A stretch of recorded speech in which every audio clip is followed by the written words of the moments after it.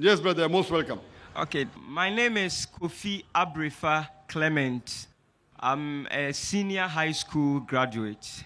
And unfortunately, I was not able to come early. Actually, Friday I was here and I didn't get the announcement. So I was called from bed right now. But I have been following you most often on Peace TV. So I believe that on that prerogative, I will give some questions based on your subject matter, the few I have followed you concerning on Peace TV. Thank you very much.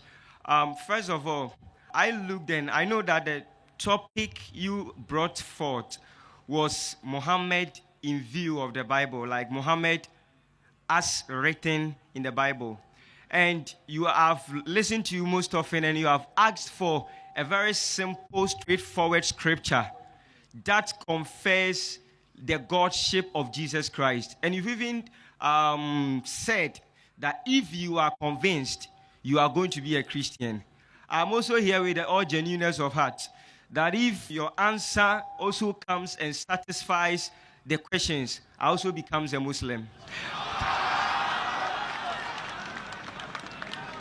First of all, your apologetics is very powerful, and this is the case I want to raise. For you to ask a question that scriptures should be given, talking about the deity of Jesus Christ as God, I believe that you have taken the case from scriptural point of view to philosophical argument. You've quoted a lot of scriptures, and a lot of scriptures you have brought forth. And one of the scriptures you quoted, somewhere in the book of Acts, chapter 3, about when Peter was addressing the people, and it spoke of the man Jesus approved of God. I know you've quoted that scripture as well. But you see, you were asking of scriptures in where Jesus himself made a statement that he is God. But you went beyond the mark and quoted things other people have said about him. That has actually opened the argument. Now you have taken it from the first person who is testifying about himself to what other people are saying about himself. Then it will mean that I'm not only allowed to talk about what he alone has said about himself, but also I'm also allowed to make references in respect to what other people has made about him. But let me narrow it down here. You see, this is it stands to reason. The first question I wanted to ask you is, which sect of Christians do you actually listen to? Because if you come to Christianity, like I attend the House of Faith ministry, I'm also in the KFI. So per every kind of Christian sect, you realize that it is the knowledge that actually defines why they are there as such particular Christian sect. And there is a saying that the abuse of a philosophy, as you know, does not nullify the philosophy. So I would want to first of all know... Brother, this is a question-answer time, not a lecture time.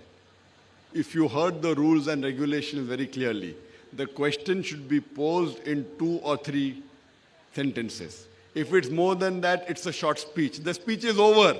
You came late. The lecture is over. Now don't give a lecture. I know the background.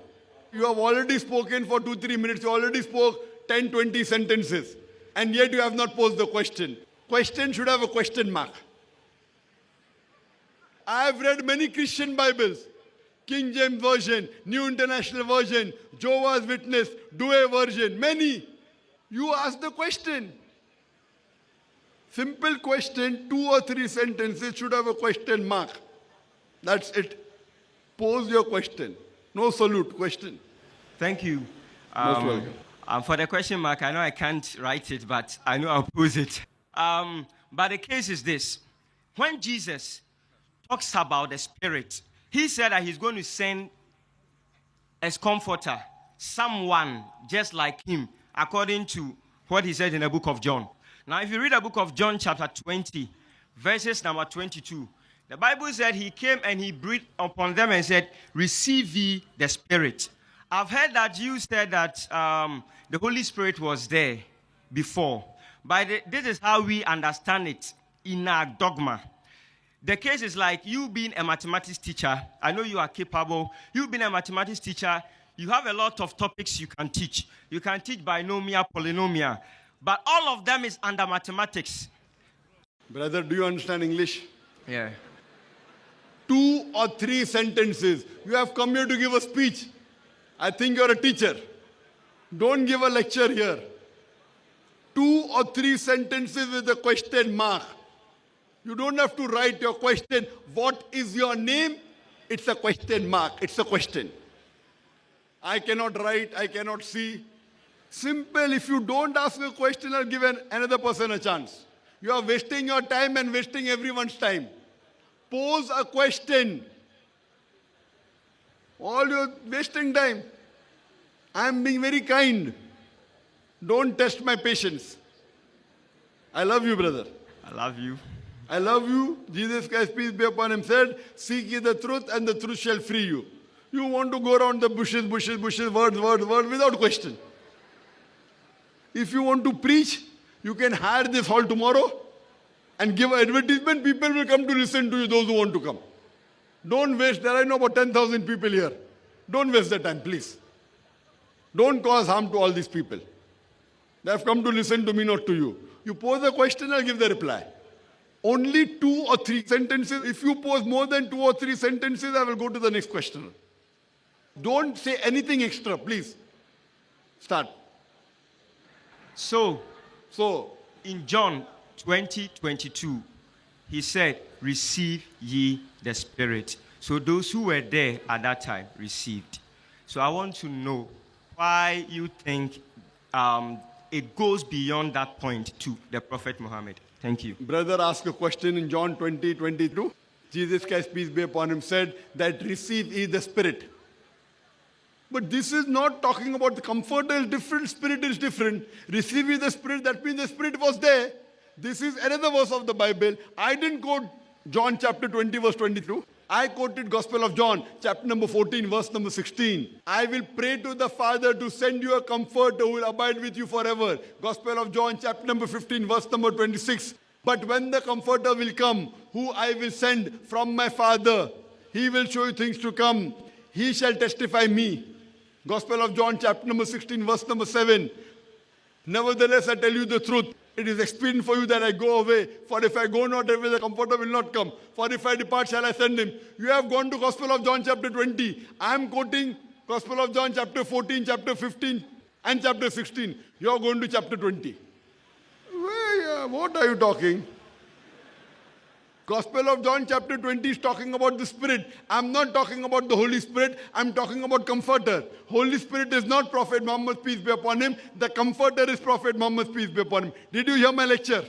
I said I was late because I didn't know. But you said you heard on the television. Didn't you say that? Yeah, I said that. I've spoken many times on Peace Okay, TV. then I can pose the question better now. So that means Spirit is different, Prophet Muhammad is different. And Prophet Jesus, peace be upon him, said in the Gospel of John, chapter 16, verse 12 to 14, I have many things to say unto you, but ye cannot bear them now. For he, when the Spirit of truth shall come, he shall guide you unto all truth. He shall not speak of himself. All that he hears shall he speak. He shall glorify me. Who is this person? The Holy Spirit. Brother, can you understand English? Yeah. Gospel of John, chapter 16, verse number 7 said that it is expedient for you that I go away. If I go away, the Comforter shall come. Holy Spirit was already there before Jesus Christ, peace be upon him, came into the world. So this person cannot be the Holy Spirit. You say, if you convince me, I'll become a Muslim. What language do you understand? English? Yes, English. The Bible says that the Holy Spirit was there in the womb of Elizabeth before John the Baptist was born. And John the Baptist came before Jesus Christ, peace be upon him, correct? Yes, please. Holy Spirit was there when Jesus Christ, peace be upon him, was being baptized, yes? Yes, So this please. Comforter cannot mean Holy Spirit. Yet you say Holy Spirit, you're going in circles. That's why I was bringing the issue of mathematics. That Not mathematics, I'm talking about Bible. I don't want to learn mathematics here. And not from you specially. we use analogy to actually create a statement. I believe that for you to make... In mathematics, we use analogy to create a statement. Which mathematics are you talking about? I said in life... Which mathematics are you talking about? Where does it say you use the analogy to make a statement? Which mathematics book says that? I'm asking you a question. Which mathematics book says that? Anyway, you use analogy that to was a different statement. That was not concerned to mathematics. I'm asking you which book says that you use an analogy to make a statement in mathematics. No, Have you studied mathematics? I've studied mathematics a little. Which book says that you use an analogy to make a statement? Okay, that statement was not part of the mathematics. That was It a is wrong. different statement. You made a mistake, correct? No, it was not a mistake. I was making different statements.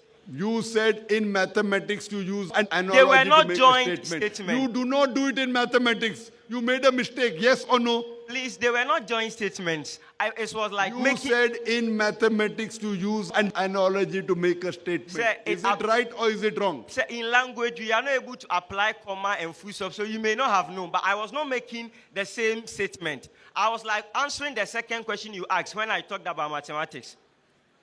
What are you doing? Sorry.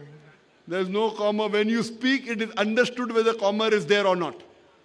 You don't have to mention it. Only when you write, you have to mention it. When you say, understood whether it's a comma or a question mark. You have posed the question, I've given the answer. You have posed the question on Gospel of John, chapter 20, verse number 22, and I answered you. The answer is over. You didn't understand it, it's your problem.